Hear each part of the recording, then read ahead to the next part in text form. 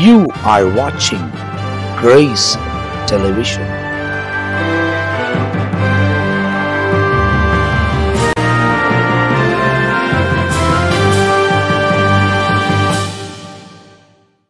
ஆண்டவரும் அருமை இரட்சகராக இயேசு கிறிஸ்துவின் நாமத்தினால் உங்கள் யாவரையும் நாங்கள் அன்போடு கூட வாழ்த்துகிறோம், உங்களை வரவேற்கின்றோம். தேவனுடைய பெரிதான கிருபையால் சுவிசேஷம் என்ற இன்னொரு பகுதியில் உங்களை சந்திப்பதில் நாங்கள் மிகுந்த மகிழ்ச்சி அடைகிறோம். தொடர்ந்து இந்த சுவிசேஷத்தை அறிவிப்பது எங்களுக்கு மிகுந்த சந்தோஷமா இருக்கிறது. வசனத்தை ஆராயும் போது நிறைய காரியங்களை நாங்களே ஒருவருக்கு ஒருவர் அறிந்து கொள்ள தேவன் உதவி செய்கிறார்.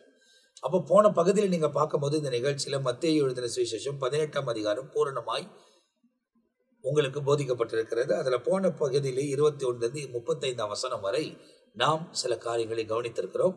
அது போன பதிவில் போடப்பட்டிருக்கிறது. இந்த நிகழ்ச்சி தான் பார்க்கிறேன் என்று சொல்லக்கூடியவர்கள் போன பகுதியை நீங்கள் பார்ப்பீர்கள்னால் இதன் தொடர்ச்சியை நீங்கள் பார்க்க முடியும். அதை தொடர்ந்து இந்த நிகழ்ச்சி உங்களுக்காக தொகுத்து வழங்குகிறதுக்கு காரணம், நான் உங்களுக்கு போதித்த வசனங்களை அவர்களுக்கு போதித்து கை கொள்ளும்படி சொல்லுங்கள் என்பது இயேசு பரத்துக்கு எடுத்துக்கொள்ளப்படுவதற்கு முன்பதாய் கடைசி சீஷர்களுக்கு சொல்லிதான் அவர் பரமேறி போயிருக்கிறார். அந்த காரியங்கள் தான் அவர் உலகம் முழுவதும் செய்தார்கள். தொடர்ச்சியாய் ஏறக்குறைய இந்த 2000 வருஷம் கிட்ட வர இந்த காலம் வரை அவைகள் நிறைவேற்றப்படுகிறது. எவைகளெல்லாம் முதலாவது நூற்றாண்டுல கிபி 30க்கு பின்பு தொடங்கப்பட்டதோ இந்த 2025ஆம் ஆண்டு வரை நடைபெற்றே வருகிறது. எத்தனையோ பேர் சுவிசேஷத்தை அழிக்க வேண்டும் என்று எழுப்பினார்கள். அவர்கள் தான் அழிந்தார்கள், தவிர சுவிசேஷம் அழிக்கப்படவில்லை. காரணம், இது அவரால் தொடங்கப்பட்டது, ஒருவனால முடிக்க முடியாது என்பதை நாம் தெளிவாய் தெரிந்து கொள்ள வேண்டும். இந்த பகுதிகளில் இருந்து ஏராளமான காரியத்தை நாம் தியானித்து வருகிறோம். தேவனுடைய ஊழியக்காரர்கள், தேவனுடைய திருச்சபையை நடத்தக்கூடியவர்கள் ஆண்டுடைய சமூகத்திலிருந்து நிறைய காரியத்தை கற்று நம்மோடு கூட போதித்து வருகிறார்கள். எனவே இந்த நிகழ்ச்சி உங்களுக்கு ரொம்ப ஆசீர்வாதமா இருக்கும். இந்த பகுதியில் நாம் மத்தேயு எழுதின சுவிசேஷம் 19ஆம் அதிகாரம் 1ஆம் வசனத்திலிருந்து 9ஆம் வசனம் வரை ஒரு குறிப்பிட்ட பகுதி நமக்கு சொல்லப்பட்டிருக்கிறது. இதை குறித்து முதலாவது நம்ம மத்தியில பிஷப் ரெவரண்ட் பென்னி ஏசாயா அவர்கள் நம்மோடு கூட பகிர்ந்து கொள்ள போகிறார்கள். 18வது அதிகாரம் முடிந்த பிறகு இயேசு இந்த வசனங்களை சொல்லி முடிந்த பின்பு, வசனங்கள் என்று சொன்னால் மன்னிக்கிற காரியங்களை குறித்து சொல்லி முடிந்த பின்பு அவர் கலிலேயா விட்டு யோர்தானுக்கு அக்கறையான யூதேயாவின் எல்லைகளில் வந்தார். திரளான ஜனங்கள் அவருக்கு பின் சென்றார்கள். அவிடத்திலே அவர்களை சொஸ்தமாக்கினார். அற்புதங்கள் நடந்தது. அதன் பிறகு அப்பொழுது பரிசேயர் அவரை சோதிக்க வேண்டும் என்று, அப்படின்னாக்கா அவரை டெஸ்ட் பண்ணோன்ட்டு ஒரு கேள்வி அவரிடத்தில் கேட்கிறார். அவரிடத்தில் வந்து, புருஷனானவன் தன் மனைவியை எந்த முங்காதாரத்தினாலாகிலும் தள்ளி விடுவது நியாயமா என்று கேட்டார். புருஷன் தன் மனைவியை தள்ளி விடுவது நியாயமா என்று ஒரு கேள்வியை அங்கே கேட்டதாக வசனத்திலே வாசிக்கிறோம். அவர்களுக்கு அவர் பிரதியுத்தரமாக, ஆதியிலே மனுஷரை உண்டாக்கினவர் அவர்களை ஆணும் பெண்ணுமாக உண்டாக்கினார் என்பதையும், இது நிமிஷம் புருஷனானவன் தன் தகப்பனையும் தாயையும் விட்டு தன் மனைவியோடு இசைந்திருப்பான் என்று சொல்லி அங்கே சொல்லப்பட்டிருக்கிறது. இந்த வார்த்தையை அநேக தவறாய் புரிந்து கொள்ளுகிறார்கள். என்னன்னு கேட்டா, புருஷனானவன் தன் தகப்பனையும் தாயும் விட்டு தன் மனைவியோட இசைந்திருப்பான் அப்படின்னாக்கா என்ன அர்த்தம்? தனி கொடுத்தனும் போயிடணும் அப்படின்னு சொல்லிட்டு சில போதனைகளும் உண்டு. ஆனால் அது அப்படி அல்ல. இசைந்திருக்க வேண்டும் என்று சொன்னால் ஒற்றுமையாய் ஐக்கியமாய் இருக்க வேண்டும் என்பதுதான் அர்த்தமே ஒழிய தன் தகப்பனை தாயை விட்டுட்டு போயிடணுன்ற அர்த்தம் இல்லை. ஏன்னு கேட்டா, வேதத்திலே பார்க்கும்போது அநேக குடும்பங்களை குறித்து வேதத்திலே வாசிக்கும் பொழுது தாய், தகப்பன், பிள்ளை, மருமகள், பேரப்பிள்ளைகள் எல்லாம் என்ன செய்திருக்காங்க? ஒன்றாய் இசைந்து வாழ்ந்திருக்கிறார்கள். அப்போ இதற்கு அநேக ஆதாரங்கள் இருந்தாலும், ஆபிரகாம், ஈசாக்கு, யாக்கோபு குடும்பம், முற்பிதாக்கள், அவர்கள் எல்லாம் குடும்பமா இணைந்துதான் ஒன்றா வாழ்ந்தாங்க. 70 பேர் போயிருக்காங்க ஒரே குடும்பம். ஆதாமே யோசித்து நீங்க பாத்தீங்கன்னா அவங்களும் குடும்பமா இணைந்து வாழ்ந்திருக்கிறாங்க. ஆமா, நோவாவின் குடும்பம், 8 பேர். அப்போ இணைந்து வாழ்ந்திருக்கார்கள். இசைந்திருக்க கடவன் இசைந்திருப்பான் அப்படின்ற வார்த்தை தனியா போயிட்டு புருஷனும் மனைவியும் மட்டுமே வாழ்வார்கள் என்பது அர்த்தம் அல்ல. இதை அநேகர் தவறாய் எடுத்துக்கொள்கிறார். அவர்கள் இருவரும் ஒரே மாம்சமாய் இருப்பார்கள் என்று சொன்னதையும் நீங்கள் வாசிக்கவில்லையா அப்படின்னு சொல்லிட்டு ஆண்டவர் சொல்றாரு. இப்படி இருக்கிறபடினால் அவர்கள் இருவராயிராமல் ஒருவராய் மாத்திரம் இருக்காங்க. ஆகையால் தேவன் இணைத்ததை மனிதன் பிரிக்காதிருக்க கடவன். அப்ப என்ன அர்த்தம்? புருஷனும் மனைவியுமாய் இணைப்பது தேவன் மட்டும்தான். அப்படி இருக்கும்போது தேவன் இணைத்ததை மனுஷன் பிரிக்காதிருக்க கடவன். அப்போ என்ன கேட்டா, அநேக நேரங்கள்ல பிரிவினையை பார்க்கிறோம். எப்படி அப்படின்னு கேட்டா, சிலர் சொல்லுவாங்க, கல்யாணத்துக்கு முன்னாடி ரொம்ப பாசமா என்கிட்ட இருப்பான், இப்போ மனைவி பேச்சு கேட்டுட்டு என் பேச்சை கேட்கறது இல்ல அப்படின்னு சொல்லிட்டு மனைவிக்கும் புருஷனுக்கும் இடையில மாமியாரே சில நேரத்துல என்ன பண்ணுவாங்க, பிரச்சனையை உருவாக்குவார்கள். எல்லாரையும் சொல்ல சில இடங்களிலே அப்படி நடைபெறுகிறது. அது மட்டுமல்லாதபடிக்கு ஒரு மனைவி வீட்டுக்குள் வருவாள் என்று சொன்னால், புகுந்த வீட்டிற்கு வருவாள் என்று சொன்னால், அவளை அந்நியராக தான் பார்க்கிறார்கள். நான் அடிக்கடி ஒரு காரியத்தை சொல்லுவேன், இப்போ கட்டாயம் சொல்ல வேண்டும் என்ற நிர்பந்தத்தினால் உங்களுக்கு சொல்லுகிறேன். உதாரணமா, ஒரு பெண் வளரும் போதே என்ன செய்வாங்க, அதிகமா படிக்க வைக்க மாட்டாங்க. ஏன்னு கேட்டா, என்னைக்கு இருந்தாலும் ஒருத்த வீட்டுக்கு போர்வா தானே. அப்போ இந்த வீடு சொந்தம் அல்ல, என்றைக்கு இருந்தாலும் வேறு ஒரு வீட்டுக்கு போகிறவள் தான் என்று சொல்லி வளர்ப்பார். இல்ல, அந்த விஷயத்த சொல்லும் போது உலகமே நமக்கு சொந்தம் அல்ல. ஆமா, நம்ம இந்த இடத்துல இருந்து நித்திய வீட்டுக்கு போக போறவங்க. ஆமா, எப்போ இந்த வீடை விட்டு நம்ம இழந்து போவோம்ன்றது தெரியாது. பட் இவங்க இப்ப நம்ம இருக்கும் போது அவங்க தங்கி கொண்டு இருக்கிற வீடை குறித்து யோசிக்கிறாங்க. உலகத்துல தங்குகிற வீடு, இந்த வீடு நமக்கு நிரந்தரம் அல்ல, நம்ம இன்னொரு இந்த பூமியும் சொந்தம் அல்ல அப்படின்னு இருக்கு. அப்போ என்ன சொல்றாங்க, இந்த வீட்டுக்கு நீ சொந்தக்காரி அல்ல, வேற ஒரு வீட்டுக்கு போறோம். அப்போ வேற ஒரு வீட்டுக்கு போன பிறகு, அங்க போன பிறகு அங்க என்ன நடக்குது, என்ன கொண்டு வந்திருக்காங்க, எவ்வளவு கொண்டு வந்திருக்காங்க, அதெல்லாத்தையும் சோதித்து பார்ப்பார்கள். சில நேரத்துல டிமாண்ட் பண்ணுவாங்க, இதை கூடு அப்படின்னு சொல்லிட்டு. கடைசியில் கொண்டு வரலனாக்கா அவங்க அப்பா அம்மா எப்படி ப்ராமிஸ் பண்ணாங்க, கொடுக்கல அப்படின்னு சொல்லிட்டு வீட்டுக்குள்ளவே சில பிரிவினைகள், பிரச்சனைகள் வருகிறது. அந்த பிரச்சனையின் உச்சகட்டம் என்னன்னு கேட்டா, புருஷங்கிட்ட போய் சொல்லுவாங்க, தாயோ தகப்பனும் சொல்லி, என்ன உன் மனைவி இதை கொண்டு வரணும்னு சொல்லிட்டு கொண்டு வராம இருக்காளே சொல்லிட்டு ஏதோ ஒரு டென்ஷன் பண்ணி, கடைசியில குடும்பத்துல ஒரு பிரச்சனை வந்த பிறகு புருஷன் ஒரு வேலை சொல்லுவாரு, போடி உங்க அம்மா வீட்டுக்கு அப்படின்னு. ஆனா அம்மா வீட்டுல என்ன சொன்னாங்க, என்னைக்கு இருந்தாலும் இன்னொருத்தர் வீட்டுக்கு போறவதானே அப்படின்னு. ஆனா இங்க வந்த பிறகு என்னாச்சு, போடி உங்க அம்மா வீட்டுக்குன்னு. இப்ப இந்த பெண் இங்கே போவாள். அப்போ என்ன அர்த்தம் அப்படின்னு கேட்டா, இன்றைக்கு பொருளும் அல்லது டவுரி, பணம், சொத்து தான் அநேக நேரங்களில் புருஷனையும் மனைவி என்ன செய்து பிரிக்கிறது. பொருளாதாரம் புருஷனை மனைவியும் பிரித்து இங்க என்ன செய்யறாங்கன்னு கேட்டா, ஒரு பிரிவினையை உண்டாக்குகிறதை பார்க்கிறோம். இது ஒரு புறம் இருக்க. அடுத்து என்னன்னு கேட்டா, புருஷன் மனைவியுமா இணைக்கப்பட்டிருக்கும் போது கூட்டு குடும்பத்திலே வாழ அநேகருக்கு விருப்பம் இல்லை. சில நேரங்கள்ல கல்யாணத்துக்கு முன்னாடியே சொல்லிடுவாங்க, நான் கூட்டு குடும்பத்துல எல்லாம் வாழ மாட்டேன், நான் தனியா தான் இருப்பேன். இவர் என்ன பண்றாரு, கல்யாணம் ஆகணுமே அப்படின்னு சொல்லிட்டு தலையாட்டிடுவாரு. ஆனா கடைசியில என்ன ஆகுன்னு கேட்டா, அன்னைக்கு ப்ராமிஸ் பண்ணல, வா வெளியே போலாம், அப்படி வெளியே வரல அப்படின்னு சொன்னா, இல்லைனாக்கா நான் உன்னோடு கூட வாழ மாட்டேன். அப்ப என்ன ஆகுதுன்னு கேட்டா, அங்க ஒரு பிரிவினைகள் உருவாகுகிறது. இப்படி பல வழியில புருஷனும் மனைவியுமா என்ன செய்யறான்னு கேட்டா, பிரிந்து போகிறதை நாம் பார்க்கிறோம். ஆனால் வசனத்தின் படி பார்த்தா, தேவன் இணைத்ததை மனிதன் பிரிக்காதிருக்க கடவன். எனக்கு ஒரு குடும்பம் நன்றாய் தெரியும். புருஷன் தவறான ஒரு பாதையிலே போனாலும் கூட, தான் புகுந்த வீட்டை விட்டு வெளியே போகாம அவங்க ஒரு வார்த்தை சொன்னாங்க, நான் வாக்கு கொடுத்தது என்ன, இன்பத்திலும் துன்பத்திலும் வாழ்விலும் தாழ்விலும் மரணம் நம்மை பிரிக்கும் வரையிலும் உமக்கே கணவராய் இருப்பேன் என்று சொல்லி வாக்கு கொடுத்தது நிமித்தமாய் நான் குடும்பத்திலே வாழ்கிறேன் என்று சொல்லுகிற நபர்களும் உண்டு. அதே நேரத்துல சில நேரங்களில் சிலர் என்ன செய்வாங்கன்னு கேட்டா, புருஷனோடு கூட இருப்பதற்கு விருப்பம் இல்லாம பாதி நாட்களுக்கு அதிகமா புருஷனை விட்டு என்ன பண்ணிடுறது, வெளியே போயிட்டு வெளியே போறது அப்படின்னு சொன்னா, அவங்க எங்க போறாங்க, எதற்காக போகிறார்கள் என்பது வேற சில விஷயங்கள். ஒரு குறிப்பிட்ட ஒரு இடத்துல ஒரு திருமணம் நடந்தது. திருமணம் நடந்த பிறகு மாதத்துக்கு ஒரு முறை வீட்டுல யாருக்குமே சொல்லாம, புருஷனுக்கும் சொல்லாம இவங்க கிளம்பி போயிடுவாங்க. பிறகு எங்கம்மா இருக்குன்னு கேட்டா, நான் எங்க அம்மா வீட்டுக்கு வந்துட்டேன். அப்போ என்ன அர்த்தம், தேவன் இணைக்கும் போது இவர்களே என்ன பண்றாங்க, பிரிந்து போகிறதை பார்க்கிறோம். 7வது வசனம் பாருங்க. அதற்கு அவர்கள், அப்படியானால் தள்ளுச்சிட்டு கொடுத்து அவளை தள்ளிவிடலாம் என்று மோசே ஏன் கட்டளையிட்டார். அப்போ இப்படி தள்ளுச்சிட்டு கொடுக்கலாம் என்று ஏன் கட்டளையிட்டார் என்று சொல்லும்போது ஆண்டவர் சொல்றாரு, உங்களுடைய இருதயத்தின் கடினத்தின் நிமித்தமாய். உங்கள் இருதயத்தின் கடினம். அப்போ என்ன அர்த்தம் அப்படின்னு கேட்டா, புருஷனும் மனைவியும் இணைந்து வாழும் பொழுது அவர்களுடைய இருதயம் கடினமா இருக்குது.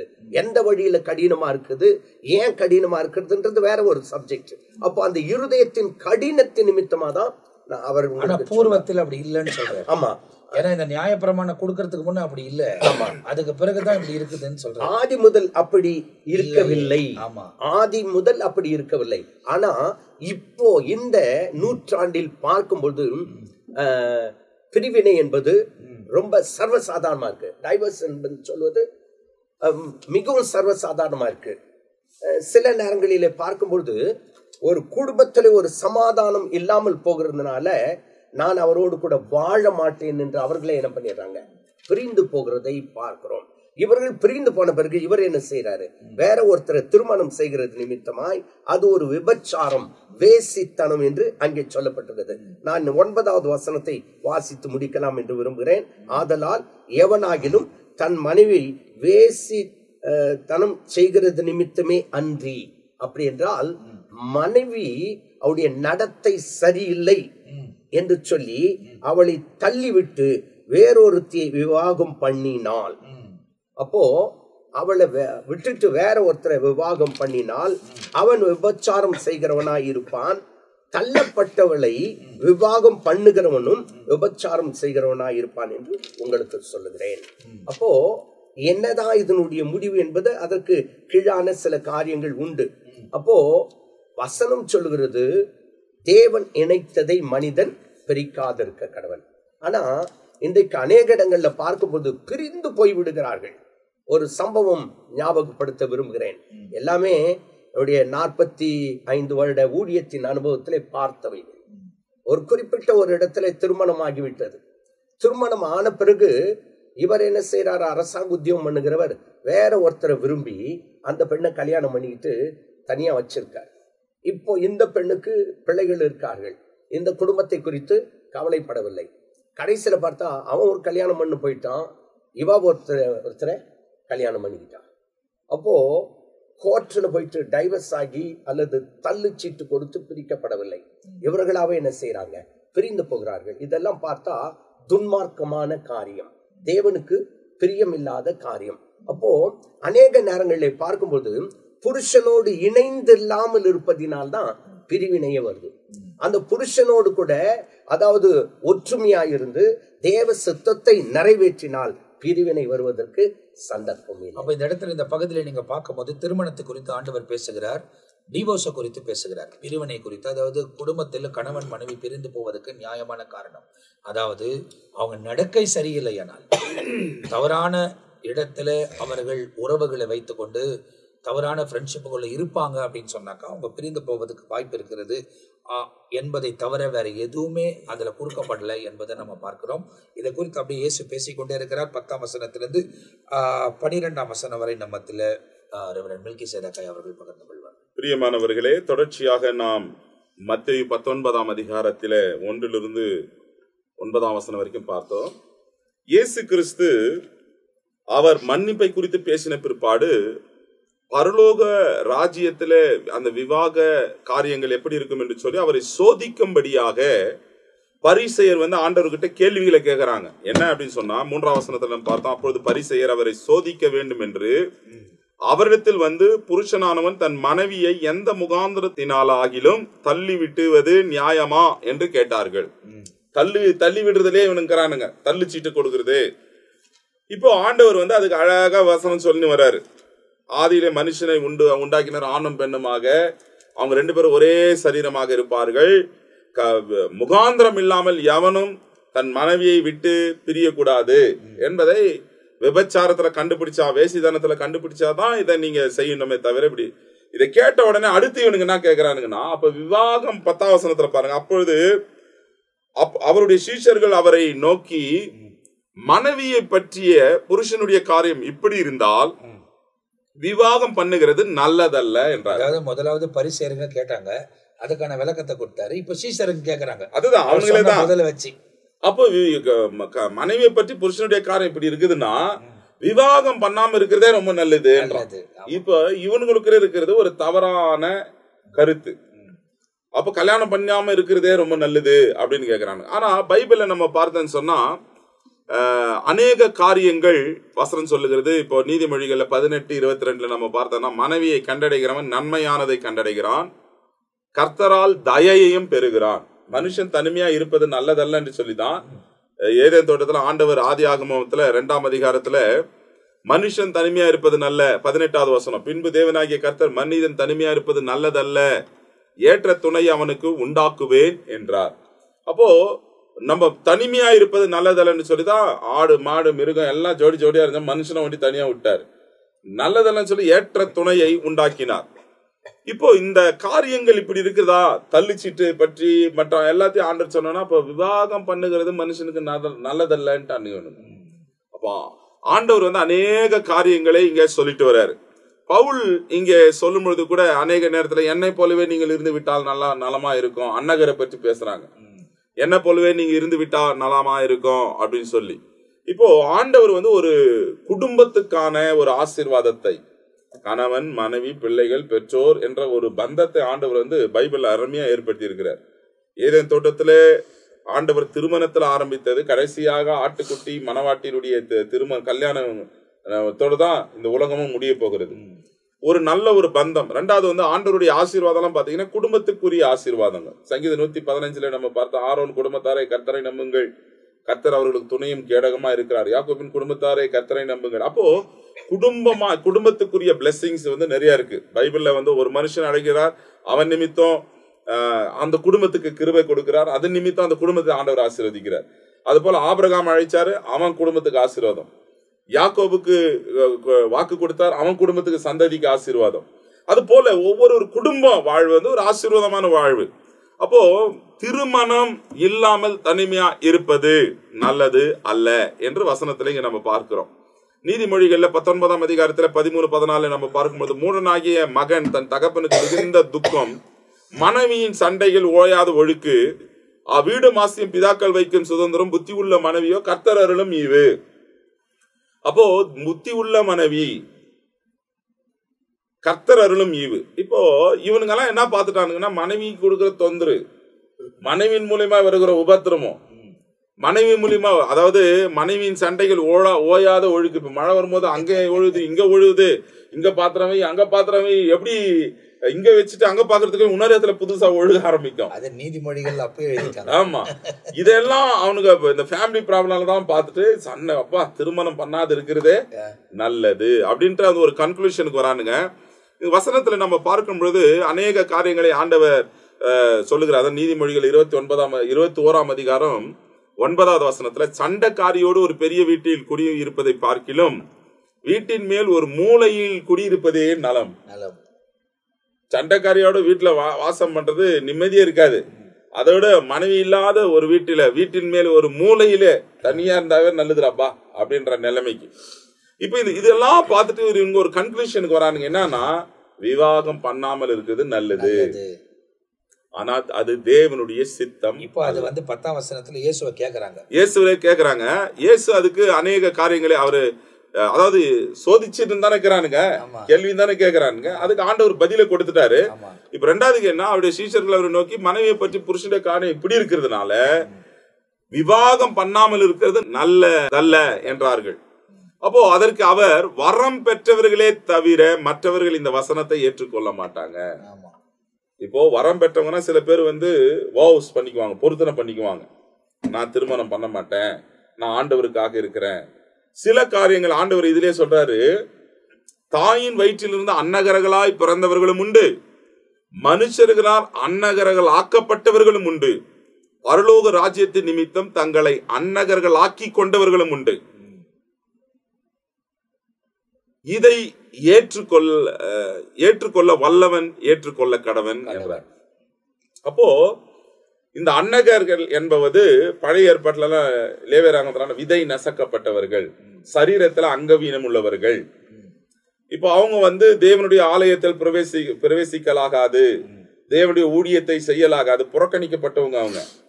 ஆனா தேவனுக்காக மனுஷருடைய அதாவது 1 தீமோத்தேயு 4ஆம் அதிகாரத்துல கூட சொல்லப்பட்டிருக்கிறது, மனுஷருடைய கட்டுக்கதைகளினால பாரம்பரியத்தினால சில பேர் என்ன பண்றாங்கன்னா, ஊழியம் நீ செய்யணுமா, பரலோகத்துக்கு போனோமா, நீ திருமணம் இல்லாம இருந்தா தான் போக முடியும். ஆண்டவர் அதை வெறுக்கிறார். அது ஆண்டவருடைய சித்தம் கிடையாது. குடும்பத்தோடு மனைவியோடு நாம் இருக்க வேண்டும் என்பதுதான் விவாக மஞ்சம் யாவருக்கும் கனம் உள்ளதா இருக்கிறது என்று வசனம் சொல்லுது. அப்போ இந்த பகுதியில நம்ம பார்க்கும் பொழுது வரம் பெற்றவர்களை தவிர மற்றவர்கள் இதெல்லாம் இருக்க மாட்டாங்க. அதுக்குண்டுக்கு சில பேர் இருக்கிறாங்க, ஆண்டவருக்காக சிலபசி பண்ணிக்கிட்டு, ஆமா நான் பொருத்தனை பண்ணிட்டேன், என் வாழ்க்கை ஆண்டவருக்காகன்றால தவிர மற்றபடி முடிந்தவரை குடும்ப உறவுல மனைவியோடு நேசிக்க வேண்டும். நீதிமொழிகள்ல கூட வசனம் அழகா சொல்லுகிறது, உன் இளவயதின் மனைவியோடு கூட நீ இசைந்திருப்பாய். 5ஆம் அதிகாரத்துல 15 - 19 வரைக்கும் நீ பார்த்தீங்கன்னா அழகா இருக்குது. உன் ஊற்றுக்கண் ஆசீர்வதிக்கப்படுவதாக, உன் இளவயதின் மனைவியோடு மகிழ்ந்திரு, அவளே நேசிக்கப்படத்தக்க பெண்மானும் அழகான வரையோடும் போலிருப்பால், அவருடைய ஸ்தானங்களே உன்னை திருப்திப்படுத்துவதாக, அவருடைய நேசத்தால் நீ எப்பொழுதும் மயங்கியிருப்பாயாக. ஆண்டவர் சொன்ன வார்த்தை பாருங்க, மனைவியுடைய நேசத்தால மயங்கியிருப்பையாக. அந்த மனைவியுடைய நேசம் அங்க இல்லைன்னா வேற எங்கன்னா போகுது, வேற எங்கன்னா விபச்சாரம், வேசிதானம், மற்ற காரியங்களுக்குள்ள போகுது. ஆண்டவர் அதெல்லாம் வெறுக்கிறார். இன்றைக்கு கணவனுக்கு மனைவி, மனைவிக்கு கணவனுக்குள்ள இந்த உறவுகள் நல்லா இருக்குன்னு சொன்னா குடும்பமும் நன்றாக இருக்கும், நம்முடைய பிள்ளைகளும் நன்றாக இருப்பார்கள், நம்முடைய சாட்சியும் நன்றாக இருக்கும், நம்முடைய ஊழியங்களும் நன்றாக இருக்கும், குடும்பத்துல ஒரு பெரிய சமாதானம் இருக்கும். சீஷர்களுக்குள் இருந்த தவறான எண்ணத்தை ஆண்டவர் இந்த வார்த்தையினாலே விலக்கி போட்டார். இந்த 12வது வசனத்தை கொஞ்சம் தெளிவாய் சொல்ல வேண்டும் என்று சொன்னால் 3 பேரை குறித்து சொல்லப்பட்டிருக்குது. தாயின் வயிற்றிலிருந்து அன்னகராய் பிறந்தவர்களும், 2வது மனுஷரால் அன்னகராக்கப்பட்டவர்களும், 3வது பரலோகத்தின் நிமித்தம் தங்களை அன்னகராக்கி கொண்டவர்களும். அப்போ அந்த 3 பேருக்கும் 3 வித்தியாசம் இருக்குது. உதாரணமாக சொல்ல வேண்டும் என்றால், தாயின் வயிற்றிலே அன்னகராய் பிறந்தவர்கள் என்று சொல்லும்போது திருநங்கையர் அவர்களை குறிக்கலாம். ஏன் கேட்டா, தாயின் வயிற்றிலே பிறக்கும் பொழுதே அவர்கள் அன்னகராய் என்ன செய்யறாங்க, பிறக்கிறார்கள். அது ஒன்று. அப்போ தாயின் வயிற்றிலிருந்து அன்னகராய் பிறந்தவர்கள் இந்த திருநங்கையர் போன்ற ஜனங்கள். 2வதாக மனுஷரால் அன்னகராக்கப்பட்டவர்கள். அப்போ ஐயா சொன்னபடி விதை நசுக்கப்பட்டவர்கள் அப்படின்னு இருக்கு இல்லையா, அவங்கதான் மனுஷரால் அன்னகராக்கப்பட்டவர்கள். அப்ப யார் அவர்கள் அப்படின்னு சொன்னா, ஆதி காலத்துல அரண்மனை போன்ற பகுதியில் போர் வீரர்கள் அங்கே இருக்கும்போது திடகாத்திரமாய் இருக்கிற நேரத்துல அவர்களுக்குள்ளே இச்சை அதிகமாய் வராதபடிக்கு விதை நசுக்கப்படுமா. அப்போ அப்படி நசுக்கப்படும் போது அவர்கள் மனிதரால் என்ன செய்யப்படுறாங்க, அன்னகராக்கப்படுகிறார்கள். 3வதாக பார்க்கும்போது பரலோகத்தின் நிமித்தம் தங்களை அன்னகராக்கி கொண்டவர்கள் அப்படின்னு சொன்னா, ஆண்டவருக்காக எனக்கு குடும்பம் எதுவும் வேண்டாம், ஆண்டவருக்காக என்ன தியாகம் பண்ணிடுறேன் அப்படின்ற மாதிரி கடைசி வரையிலும் திருமணம் ஆகாத படிக்கு, திருமணம் யாவராலும் கனத்துக்குரியதாய் இருந்தாலும் தேவனுடைய கட்டளையாய் இருந்தாலும் இவங்க என்ன பண்றான்னு கேட்டா, பரலோகத்தின் நிமித்தம் தங்களையே அன்னகராக்கி கொண்டு. உதாரணமாக சொல்ல வேண்டும் என்று சொன்னால், இப்போது கத்தோலிக்க திருச்சபையில் இருக்கிறதான ஃபாதர்ஸ், அதே நேரத்தில் டிபிஎம் போன்ற ஊழியக்காரர்கள் பார்க்கும்போது எங்களுக்கு திருமணமே வேண்டாம், பரலோகத்துக்காக தேவனுக்காக எங்களை நாங்கள் அன்னகராக்கி கொள்கிறோம், திருமணம் செய்து கொள்வதில்லை என்று அவர்கள் இருக்கார்கள் என்று சொன்னால் இந்த வசனம் அவர்களுக்கு பொருந்தும். ஆனால் திருமணமானது யாவராலும் அங்கீகரிக்கப்படுகிற ஒரு தேவனால் நியமிக்கப்பட்ட ஒன்றாய் இருந்தாலும் இந்த 3 வித்தியாசத்தை இங்கே பார்க்கலாம். ஒன்று, தாயின் வயிற்றில் அன்னகராய் பிறக்கிறவர்கள் இந்த திருநங்கைகள் போன்ற. 2வதாக பார்க்கும்போது மனுஷர்களால் அன்னகராக்கப்பட்டவர்கள் இந்த அரண்மனை போல பகுதிகளில் இருந்தவர்கள். 3வதாக பார்க்கும்போது பரலோகத்தின் நிமித்தமாய் நான் கல்யாணமே பண்ணாம தேவனுக்காக ஊழியம் செய்ய போகிறேன் என்று சொல்லுகிற இந்த 3வது பகுதியில் இருக்க. ஏன்னா பைபிள்ல நீங்க பாத்தீங்கன்னா நிறைய பேர் அப்படி இருக்கிறாங்க. எலிஷா இருக்கிறாரு, அதுக்கப்புறமா நீங்க பாத்தீங்கன்னா யோவான் ஸ்தானன் இருக்கிறாரு. அப்போ இவங்கெல்லாம் பரலோகத்தின் நிமித்தமாய், இப்ப இயேசு கிறிஸ்து உலகத்துக்கு வரும்போது அந்த குடும்ப வாழ்க்கைக்குள்ள அவர் பிரவேசிக்காததுக்கு காரணம் பரலோக நிபந்தனை நிமித்தமாய், அது பரலோகத்தின் காரியத்தை நிறைவேற்ற வந்ததுனால அவர் அந்த காரியங்களுக்குள்ள பிரவேசிக்கவில்லை என்பதாக நம்ம பார்க்கிறோம். அந்த மாதிரி நிறைய பேர் வேதத்துல கொடுக்கப்பட்டிருக்கிறாங்க. இப்ப நீங்க ஒவ்வொரு காரியத்தையும் நீங்க வேதத்தில் இந்த இடத்தை ஆராய்ந்து பார்க்கும்போது ஒவ்வொருவரும் அங்கங்கே அர்ப்பணிப்போடு கூட செயல்படுகிறதை நாம் ரொம்ப அழகா இந்த இடத்துல பார்க்கிறோம். தானியல் திருமணம் பண்ணல. அவர் தேவ சமூகத்தில் இருந்தார். எரேமியா நீங்க பார்க்கலாம். அந்த மாதிரி நிறைய பேர் வந்து திருமணம் பண்ணாததான் பரலோகத்தின் நிமித்தமாக, அதாவது பரலோகத்துக்காக நாங்கள் தேவனுக்கு ஊழியம் செய்ய வேண்டும். ஏன்னா கூடுதலான பொறுப்புகள் வருகிறது. அதை வைத்துக்கொண்டு அவர்கள் தேவ சித்தத்தை பரிபூர்ணமாக நிறைவேற்ற முடியாது என்ற ஒரு சூழ்நிலையில் அவர்கள் தன்னைத்தானே ஒடுக்கி அப்படிப்பட்ட காரியங்களுக்குள்ள அவர்கள் கடந்து போகிறார்கள். அப்போ இதை தொடர்ந்து நீங்கள் பார்ப்பீர்களானால் 13ஆம் வசனத்திலிருந்து 15ஆம் வசனம் வரை ஒரு குறிப்பிட்ட சம்பவத்தை குறித்து நமக்கு தொடர்ச்சியாய் சொல்லப்படுகிறது. அதுவும் இந்த பகுதியில் தான் பார்க்க போகிறோம். நம்மத்தில் ரெவரண்ட் ஜான் பீட்டரை அவர்கள் பகிர்ந்து கொள்வார்கள். 19ஆம் அதிகாரம் துவங்கும் போதே அதற்கு முன்னாடி சொல்ற ஆண்டவர் எப்பொழுதெல்லாம் பேசுகிறாரோ அவர் பரலோகத்தை குறித்து தான் முக்கியப்படுத்தி பேசுகிறார்.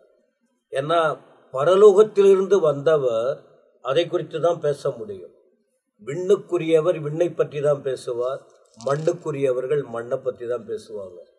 ஆவிக்குரியவர்கள் ஆவிக்குரிய காரியங்களை பேசுவாங்க. மனுஷிகமா எப்பொழுதும் இந்த பூமிக்குட்பட்ட காரியத்திலே உடன்று கொண்டு வாழணும் அப்படின்னு நினைக்கிறவங்க அதை பற்றி பேசுவாங்க. இப்படி அவர் வார்த்தைகளை சொல்லி வரும்போது முதல்ல ஒரு கூட்டம் குறுக்கிடுகிறது. அவருடைய வார்த்தையில் சந்தேகம் பிடிக்க பரிசேயர். அதை குறித்து பார்த்தோம். எந்த வார்த்தையை வச்சு கொஸ்டின் எழுப்புறாங்கன்னா திருமண வாழ்வு எது முக்கியமோ சாத்தான் அங்கதான் கைய வைப்போம். இது இப்ப திருமண வாழ்வு என்ன, நீங்கள் பலுகி பெருகுங்கள், அது நிமித்தம் தான் உலகமே இருக்கு. அப்ப அதை கைய வச்சாங்க. அதுக்கு தகுந்த பதில் சொன்னார். ரெண்டாவது, இந்த டவுட் சீஷர்களுக்கு வந்தது. இது இவங்க வந்து கேட்டு தெரிஞ்சுக்கிறவங்க, அவங்க குற்றம் கண்டுபிடிக்கிறவர்கள். குற்றம் கண்டுபிடிக்கும் கூட்டம் முடிவுக்கு போக முடியாது. அவங்க குற்றத்தை குழப்பம் பண்ணிக்கிட்டே தான் இருப்பாங்க. சீஷர்கள் கூட இருக்காங்க. அவங்க கேட்ட கேள்வி என்னன்னு சொன்னா, அப்படின்னா இந்த விஷயம் எப்படி? இப்ப அடுத்த செய்தி கேட்கும்போது சீஷர்கள் அதுக்கு பதில் சொல்றாரு. இப்படியெல்லாம் விஷயம் இருக்கு, நீங்க தெளிவடைந்து நீங்க குழப்பமா போயிடாதீங்க. கூட இருக்கிறவங்களுக்கு ஆண்டவர் சொல்ற விளக்கம் வேற, வெளியில இருந்து வந்து கேள்வி கேட்கிறவங்களுக்கு விளக்கம் வேற. அப்ப அவங்களுக்கும் பதில் சொல்றாரு. இப்ப இந்த பகுதியில் சொல்லி வருகிற காரியம் என்ன? குடும்பம் என்ற அமைப்பு ஒன்றை உருவாக்கி வரிசைப்படுத்தி பிரிச்சு பேசுறாரு. ஒன்னு கணவன், இரண்டாவது மனைவி, மூன்றாவது சிறு பிள்ளை, நான்காவது வாலிபன். அப்படி வருது இந்த அதிகாரத்துல. தொடர்ந்து அப்படிதான் வரும். இப்ப கணவனுக்குரிய பதிலும் வந்துச்சு, கணவன் எப்படி இருக்கணும்னு. மனைவிக்குரிய பதிலும் வந்துடுச்சு, எப்படி இருக்கணும்னு. சிறு பிள்ளைகள், அப்ப சிறு பிள்ளைகள்னு வரும்போது இதை தெய்வீகமா இணைச்சு இது யாரு கேட்கிறாங்க? இதுல இடைஞ்சலா வருது யாரு? சந்தேகத்தை தீர்த்து கொள்ள வந்த சீஷர்கள் இப்ப தவறா மூவ் பண்றாங்க. இந்த மூன்றாவது பகுதி என்ன அப்படின்னா 13ஆம் வசனத்தில், மத்தேயு 19:13, அப்பொழுது எப்பொழுது மேல உள்ள விஷயங்களா விவரித்து காண்பிக்கப்பட்ட பின்பு அடுத்த சம்பவம் தொடர்கிறது. சிறு பிள்ளைகளின் மேல் அவர் கைகளை வைத்து ஜெபம் பண்ணும்படி அவர்களை அவரிடத்தில் கொண்டு வந்தார்கள். அப்ப இதிலிருந்து பார்த்தா தெரியுது, குறிப்பிடப்படுகிறது சிறு பிள்ளைங்க, ஆனா கொண்டு வந்தவர்கள் ஞானம், அதாவது தெளிவுள்ளவர்கள். இவங்க கொண்டு வந்தவங்களை என்ன செய்யறாங்க? அதட்டுறாங்க. சரி, ஒரு சுகத்துக்காக கொண்டு வரல, ஒரு ரட்சிப்புக்காக கொண்டு வரல, ஒரு பணத்துக்காக கொண்டு வரல. எதுக்கு கொண்டு வர்றாங்க? ஜெபம் பண்ணுன்னு. யாருகிட்ட கொண்டு வர்றாங்க? யாருகிட்ட? ஜெப வீரர் அவர், ஜெபத்தை கற்றுக் கொடுக்கிறவர். ஒரு மனுஷனுக்கு ஜெபந்தான் முக்கியம். எல்லா நிலையிலும் ஜெப தொடர்பு. அப்படின்னா ஜெபன் சொன்னாலே தேவனோடு தொடர்புடையது. தேவனே எங்க இருக்கிறாரு? அப்ப அவருடைய கைய வச்சாலே போதும். இப்ப குழந்தைங்களுக்கு ஜெபிக்க தெரியாது, ஜெபங்கிற வார்த்தை முக்கியப்படுத்தப்பட்டிருக்கு.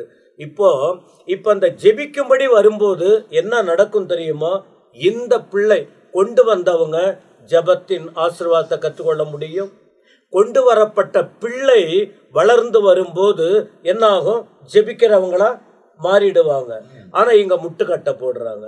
அப்போ ஒரு நல்ல ஒரு காரியத்திற்கு முன்னேறி வரும்போது இடைஞ்சல் வருமானால் இது நேராகவோ மறைவாகவோ குறுக்கிடுகிறவன் யாருன்னா சத்துருதான்.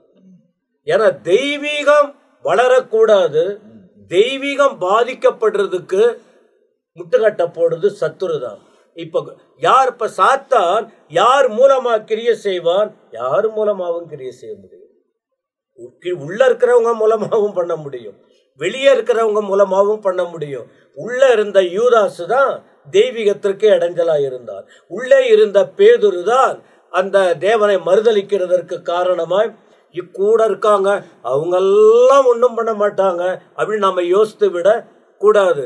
கூட இருக்கிறவங்க தான் முதல்ல என்ன பண்ணுவாங்கன்னா குழி பறிப்பாங்க. எதுக்கு? கீழே தள்ளி விடுறதுக்கு. ஏன்? மற்றவங்க ஆசீர்வாதத்தை பெற்றுவிட கூடாது என்று. அப்ப இந்த இடத்துல அவங்க தங்களுடைய செயலை ஜெபம் முக்கியம். ஜெபிக்கும்படி எப்படி ஒரு 4 பேரு நடக்க முடியாத நிலையில் இருந்த மார்க் 2ஆம் அதிகாரத்துல படிக்க முடியும். நடக்க முடியாதிருந்த ஒரு மனுஷனை சுமந்து கொண்டு வந்தார்கள். அவர்கள் விசுவாசத்தை கண்டு இன்னொருவருக்கு அற்புதம் நடக்குது. அப்ப யாராவது ஒருவர் தான் பேதுருவை அந்திரேயா தன்னுடைய ஆண்டவர்கிட்ட கொண்டு வந்தாங்க. இப்படி கொண்டு வந்ததினால் யாருக்கு ஆசீர்வாதம்? அவனுக்கும் அவன் பேரும் விளங்குது, பேதுருக்கும் கிருபை கிடைச்சது, வல்லமையான ஊழியக்காரனாய் மாற்றினான். அப்போ யாரோ ஒருவர் நன்மைக்கு வழிகாட்ட வேண்டும், அது நன்மை. இப்ப இந்த இடத்தில் பிள்ளைகளை கொண்டு வந்தாங்க. இருக்கிறவங்க அதட்டுறது யாரு? ஏசாமி. இதை கொஞ்சம் அவங்கள அனுப்பி, ஏற்கனவே ஆண்டவர் சொல்லி இருந்தா பரவாயில்ல, நான் ஒரு பெரிய ஊழியக்காரனா இருக்கிறேன், என்னை தொந்தரவு படுத்த வேணாம், இப்பதான் நான் களைப்புல வந்திருக்கிறேன், நான் கொஞ்சம் ரெஸ்ட் எடுக்கணும், ஒரு 1 மணி நேரம் கழித்து வர சொல்லு. ஆனா கொஞ்சம் அதட்டாதீங்க, கொஞ்சம் நைஸா பேசி கொஞ்சம் அமர்ந்து இருக்க சொல்லுங்க. வந்தவுடனே ஏதாவது கொடுத்து ஏதாவது அப்படி ஒரு ஆயத்தங்களை செய்து அதன் பிறகு நான் கொஞ்சம் ஃப்ரெஷ் ஆயிடுவேன், நான் என்னுடைய காரியத்தை அப்படி ஒண்ணு இவர் சொல்லல. சொல்லி இன்னைக்கு நிறைய பேர் அப்படித்தானே சொல்றாங்க, மணிக்கணக்கா காத்திருக்க வைக்கிறாங்க. ஆனா இவர் அப்படி சொல்லலையே, அப்படி சொல்லல. சொல்லியிருந்தா பரவாயில்ல, சொல்லாம செய்யற விஷயம் எதை செய்யணும் அதை செய்ய மாட்டாங்க, சொல்றதை செய்ய மாட்டாங்க. நிறைய பேர் அவ்வளவுதான், சொல்லாததை செஞ்சுக்கிட்டு உட்கார்ந்து இருப்பாங்க.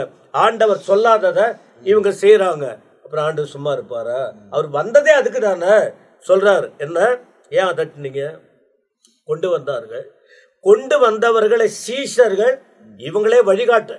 காரணம் பின்னாட்களில் இவங்க தெளிவாயிடுறாங்க, இவங்க அந்த வழியில போறாங்க. சில நேரத்துல ஆரம்பத்துல எல்லாருமே வளர்ச்சி குறைவு தானே, வளர்ச்சி குறைவு, மனுஷீகம் அது வெளிப்படுகிறது. அப்ப சீசர்கள் அதட்டினாங்க. இப்ப இயேசு கிறிஸ்து வெரி குட், நல்லா பண்ணீங்கன்னா சொன்னாரு. ஆண்டவர் எப்பவுமே தப்புன்னா தப்புதான். நீ யாரா கூட உன்னால கோடி ரூபாய் வந்தா கூட தவறு என்றால் தவறு என்று சொல்ல வேண்டும். ஏன் சொல்லணும்னா அடுத்த நபர், அதை காண்கிற நபர்கள் கெட்டு போயிடக்கூடாது, தவறாய் போய்விடக்கூடாது. ஆகவே ஆண்டவர் என்ன சொல்றாரு?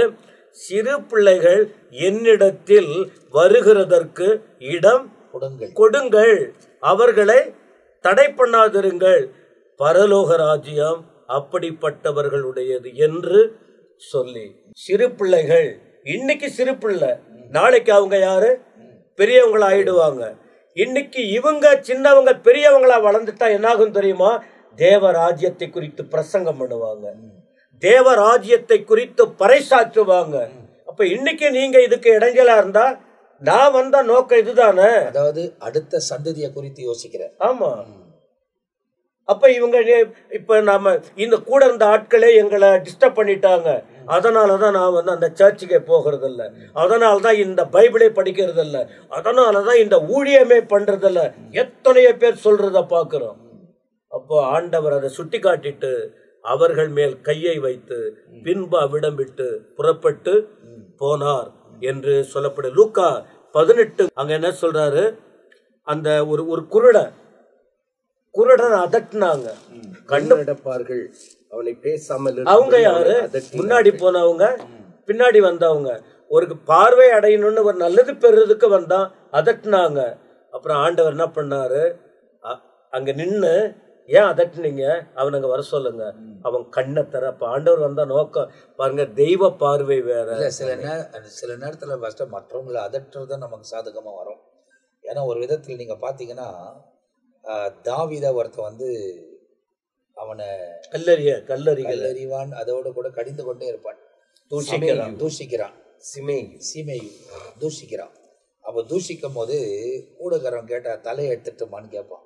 அவன் சொன்னான், அவனை விடு, ஆண்டவர் என் மேலே இறக்கப்படுவாருன்னு கேட்பான். ஆண்டவர் என் மேலே இறக்கப்படுவார், அவனை விட, அவன் பேசட்டும், அவன் எனக்கு ஆண்டவர் அனுமதிச்சிருக்கிறாரு.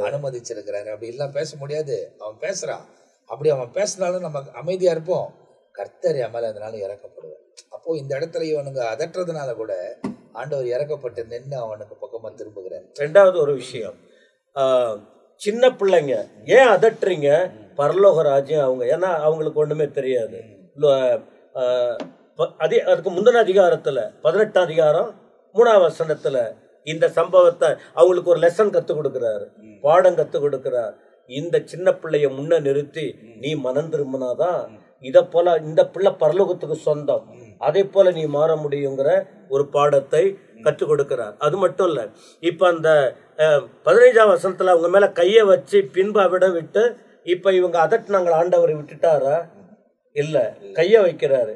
ஏன்னா ஜெபிக்கும்படி வந்தாங்க, ஆண்டவர் கைய வைத்தார், என்ன வந்துச்சு தெரியுமா? ஆசீர்வாதம். மார்க் 10:16 பாத்தீங்கன்னா அவர்களை கைகளை வைத்து அவர்களை ஆசீர்வதித்தார். அப்ப ஜெபம்னு வரும்போது தெய்வீகமானது, மனுஷ தடை வரும், தடைகளை மேற்கொள்ளும் போது பரலோக தேவனுடைய ஆசீர்வாதம் அவர்கள் சிரசின் மேல் வந்து தங்குகிறது. இந்த பகுதியில் உள்ள வசனங்களை நாம் இந்த எபிசோட்ல தியானித்திருக்கிறோம். ஆண்டவர் ரொம்ப சிறப்பாக நிறைய காரியங்களை நாம் அறிந்து கொள்வதற்கு தேவன் உதவி செய்கிறார். அப்போ தொடர்ந்து இந்த நிகழ்ச்சியை பார்க்குற நீங்கள் சப்ஸ்கிரைப் பண்ணிக்கொள்ளுங்க, மற்றவங்களுக்கு ஷேர் பண்ணுங்க. சுவிசேஷத்தை நாம் அறிவிக்க வேண்டும். ஒருவருக்கு மேலே இருக்கிற கடமை இருக்கிறது. ஒருவேளை நீங்கள் பேச முடியாமல் இருக்கலாம், ஆனால் இந்த நிகழ்ச்சிகளை அவர்களுக்கு அனுப்பி வைப்பீர்களானால் அவர்கள் ஆவியானவர் இந்த இடத்தில் வெளிப்படுகிறதை அவர்களும் கேட்டு தெரிந்து கொள்ள முடியும். சுவிசேஷத்தை எவ்வளவு தூரத்துக்கு வேகமாய் அறிவிக்கிறோமோ அறிவிக்க வேண்டும். நாம் வாழ்ந்து கொண்டிருக்கிறது கடைசி மணி நேரம். எனவே தேவனோடு கூட இணைந்து அவர் சித்தத்தின்படி செயல்படுவதற்கு உங்களை நீங்க ஒப்புக்கொள்ளுங்க. இந்த தேவனோட ஊழியக்காரர்கள் நம் மத்தியில் வந்து தொடர்ச்சியாய் தேவனுடைய வசனத்தை பிரசங்கிக்கிறார்கள். இவைகள் எல்லாம் உங்களுக்கு ஆசீர்வாதமாய் கட்டாயமாய் இருக்கும் என்பதை நான் நம்புகிறேன். எனவே அடுத்த பகுதியோடு கூட அடுத்த நிகழ்ச்சியில நாம் சந்திக்க போகிறோம். அதுவரை நாங்கள் எல்லாரும் உங்ககிட்ட இருந்து விடைபெறுகிறோம். கர்த்தர் உங்களை ஆசீர்வதிப்பாராக. ஆமென்.